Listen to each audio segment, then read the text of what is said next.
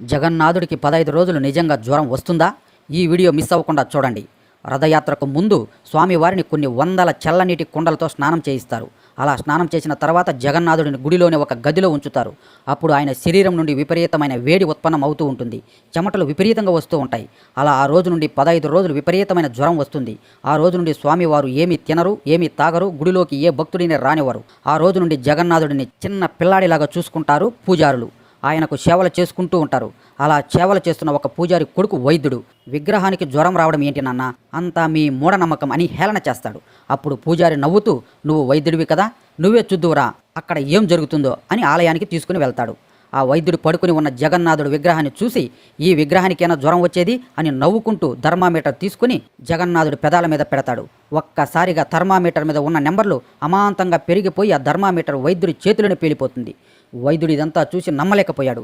వెంటనే భయంతో జగన్నాథుడి కాళ్ళ మీద పడిపోయి వేడుకుంటాడు. వైద్యుడి చేతికి తగిలిన గాయం కూడా మానిపోయింది.